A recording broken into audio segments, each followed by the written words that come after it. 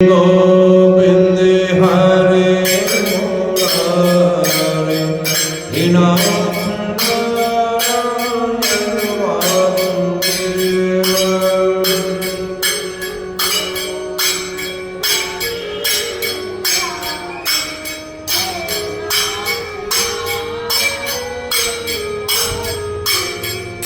श्री राधा कृष्ण गोविंद हरे मुरारे हे नाथ नारायण वासुदेव।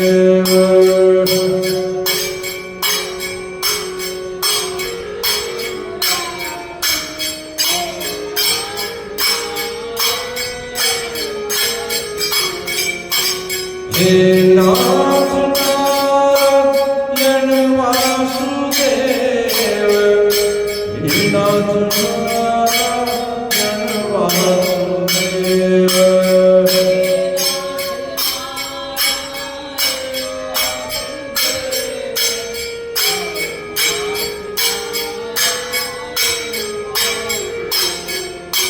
श्री कृष्ण गोविंद हरे मुरारे हे नाथ नारायण वासुदेव।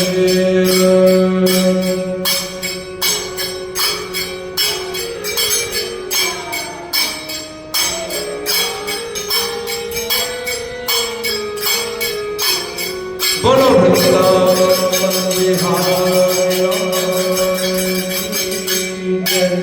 गजाननं गणाधिसेवितं कपित्थजम्बूफलं चारुभक्षणम् उमासुतं विनाशकारकं नमामि विघ्नेश्वरपादपद्मं नमामि। बोलो श्री गणेश जी महाराज की जय। श्री वृंदावन बिहारी लाल की जय। सुखदेव जी महाराज बोले हे राजन, जब समुद्र मंथन करते समय दूसरी बार जब कामधेनु गाय अति सुंदर समुद्र से निकली, तब नारायण जी ने कहा इस गाय से संसारिक वस्तु जो भी हम मांगेंगे वही मिलेगी। ये सुनकर देवता दैत्यों ने उस गाय को लेना चाहा, पर वैकुंठनाथ बोले ये गाय साधु ब्राह्मणों को ही देनी चाहिए, क्योंकि साधु लोग वनों में रहते हैं, कंदमूल फल आदि खाकर अपना दिन रात हरिभजन करने में समय व्यतीत करते हैं। जब उनके यहाँ कोई ब्याह शादी यज्ञ आदि का कार्य होता है तो उस कार्य को पूर्ण करने के लिए उन्हें भिक्षा किसी राजा से मांगनी पड़ती है। अगर ये गाय ऋषि वर्गों के पास रहेगी तो वो लोग निश्चिंत होकर परमेश्वर का ध्यान करेंगे। और वैसे भी वेद शास्त्रों में लिखा है कि मनुष्य जब भी कोई अपने लिए कर्म करे तो पहला लाभ किसी साधु ब्राह्मण को अवश्य कुछ ना कुछ देना चाहिए, जिससे उस व्यक्ति का मनोरथ सिद्ध हो। और ऐसा कहकर नारायण जी ने वो गाय वशिष्ठ ऋषि दुर्वासा आदि ऋषिवरों को देते हुए कहा कि तुम इस गाय को अपने पास देवलोक में रखो। जब जब साधु ब्राह्मणों को किसी वस्तु की चाहना हो तो ये गायें वो अपने स्थान पर ले जाकर इससे इच्छा पूर्वक अपना पदार्थ पाच सकता है। इस प्रकार से नारायण जी ने वो गाय देकर फिर समुद्र मंथन करना आरंभ किया। तो नारायण जी ने कहा, अब जो भी वस्तु समुद्र से निकलेगी उसमें एक वस्तु दैत्यों को और दूसरी बार फिर देवताओं को दी जाए। और इस प्रकार से समुद्र मंथन जब तीसरी बार हुआ, तीसरी बार समुद्र मंथन में उच्च सर्वा नाम का घोड़ा श्वेत वर्ण अति सुंदर निकलता है। और दैत्यों ने कहा, घोड़े को देखते ही ये घोड़ा हमें चाहिए, हम राजा बलि को इसे भेज देंगे। राजा बलि इस पर चढ़ेंगे और आनंदित होंगे। नारायण जी ने वो घोड़ा दैत्यों को दे दिया।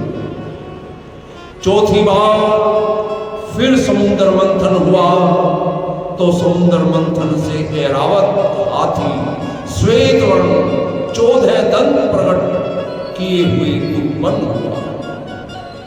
देवता को हाथी दे दिया। लेकिन दैत्यों ने कहा कि हाथी हमको दे दो और घोड़ा वापस ले लो। श्याम सुंदर बोले, जो बात पहले निश्चित हो गई है उससे कभी फिरना नहीं चाहिए। अब पांचवी बार समुद्र मंथन होता है और पांचवी बार में कौस्तुभमणि अति तेजवान महासुंदरी निकली। उसे देखकर नारायण जी बोले, ये हम लेंगे। दैत्यों और देवताओं ने प्रसन्न होकर कहा कि हे नारायण जी, हे त्रिलोकीनाथ, ये मणि आप ही रखिए। भगवान ने वो मणि आगे में पिरोकर गले में धारण कर ली।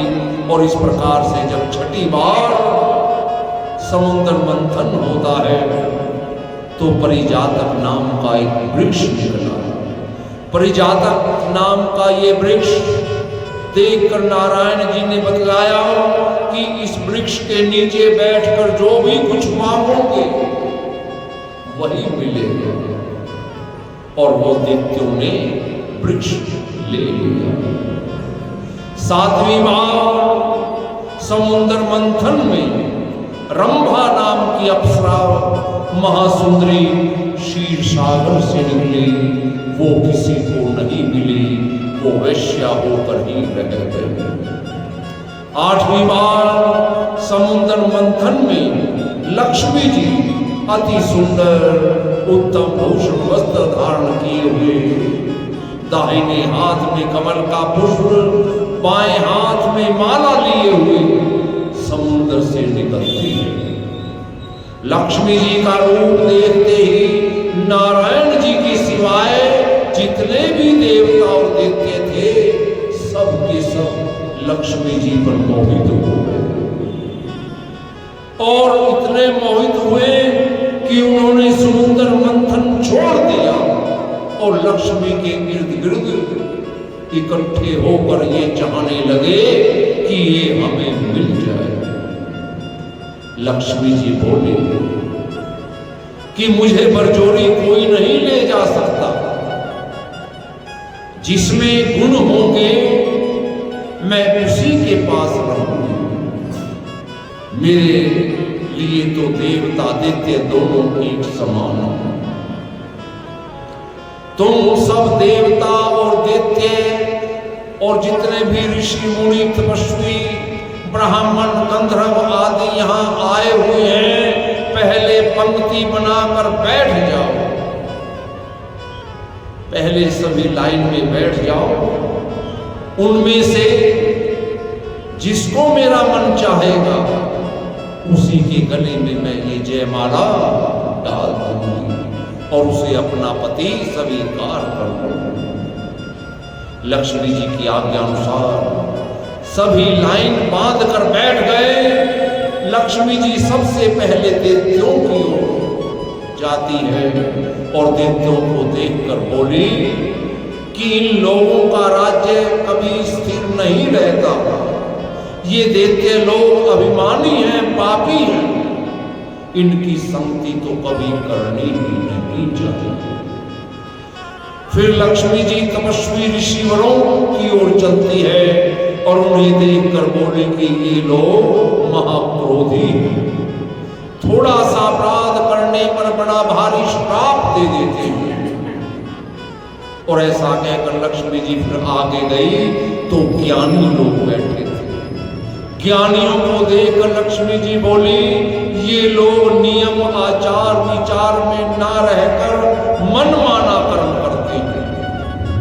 फिर आगे जब लक्ष्मी जी पहुंची थी देवता लोग बैठे थे। देवताओं को देखकर बोली लक्ष्मी जी देवता तो इतने निर्बल है, जब जब इन पर विपत्ति पड़ती है तब तब ये नारायण जी की शरण में जाकर नारायण जी से सहायता लेते हैं, इसलिए मैं इनको भी अंगीकार नहीं करूंगा। उधर उसी समय ये पृथ्वी, ये धरती माता एक अति उत्तम रतन जड़ित सिंहासन लाकर लक्ष्मी जी को उस पर बैठा देती हैं।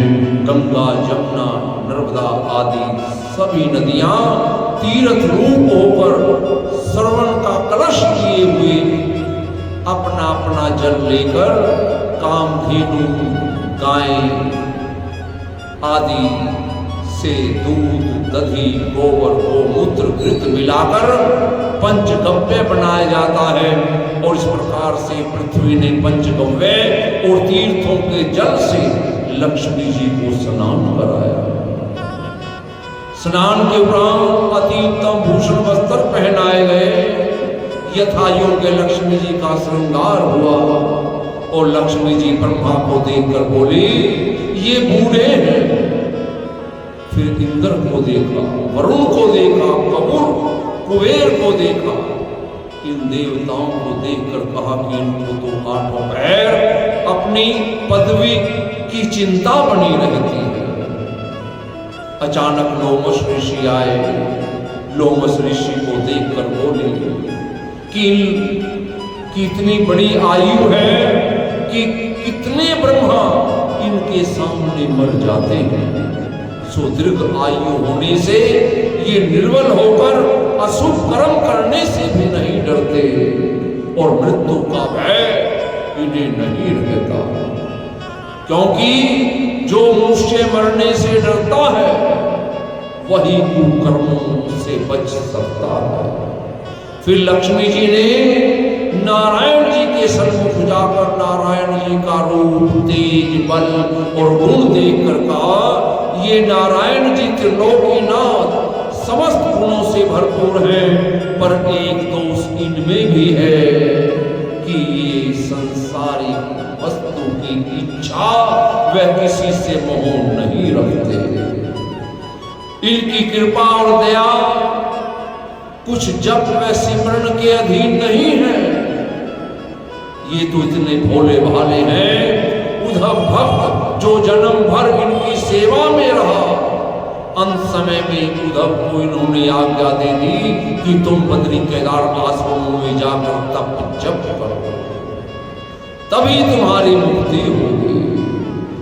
केवल जिसने इनके पैरों में बाण मारा था उसको इन्होंने विमान पर बिठाकर उसी समय वैकुंठ धाम भेज दिया। ये समस्त दोष होने पर भी व्यक्ति को क्षमा कर देते हैं, इसलिए इन्हें त्रिलोकीनाथ कहा जाता है। लेकिन मैं इन्हीं के चरण कमलों को दबाकर अपना जन्म सफल करना चाहती हूँ। और ऐसा कहकर लक्ष्मी जी ने वही जयमाला जो हाथ में ली हुई थी बेमुखनाथ के गले में डाल दी। तब भगवान नारायण बोले, हे लक्ष्मी, तुम आठों पहर मेरे हृदय में निवास करो। और इस प्रकार से जितने भी देवता, दैत्य, ऋषि मुनि वहां थे, सभी हर्षित हो गए और लक्ष्मी जी से बोले, आपने ये बहुत अच्छा किया जो नारायण जी को अंगीकार किया। उसी समय समुद्र ने मनुष्य रूप होकर वेदानुसार लक्ष्मी जी का विवाह संस्कार नारायण जी के साथ संपन्न कर दिया। इति श्री भागवत सकल कथा विराम। बोलो श्री विष्णु भगवान की जय।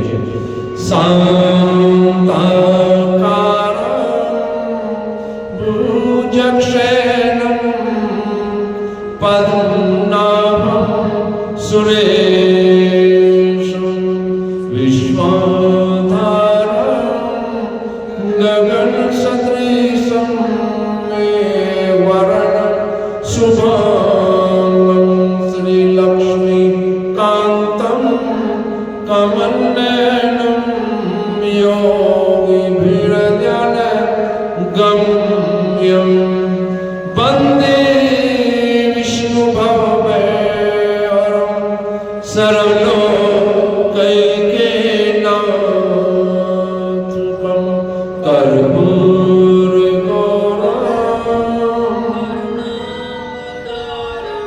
संसारसारं भुजगेन्द्रहारं सदा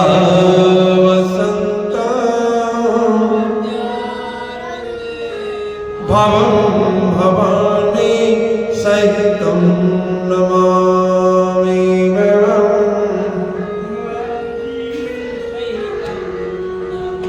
त्वमेव माता त्वमेव बन्धु च सखा त्वमेव विद्या दर्विणं त्वमेव सर्वं मम देव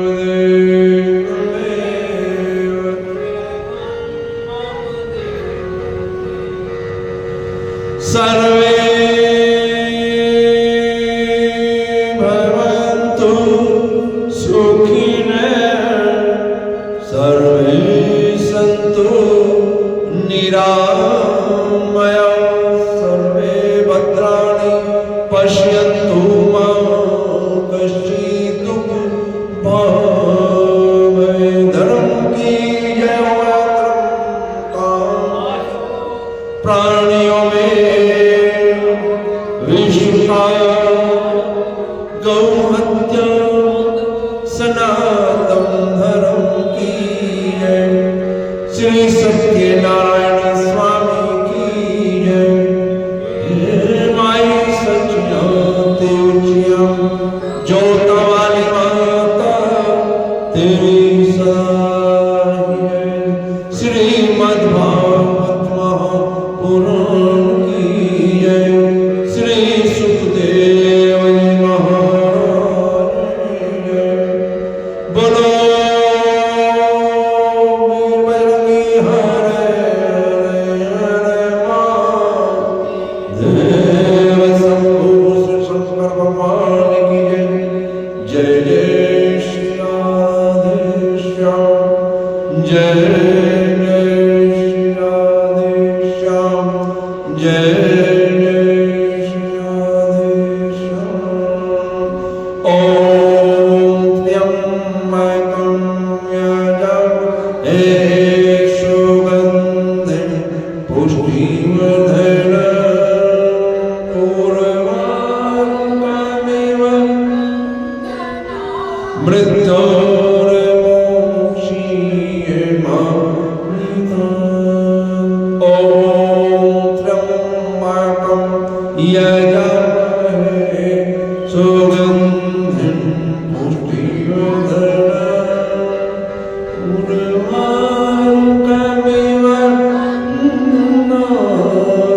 मृत्योर्मोक्षीयमामृतात्।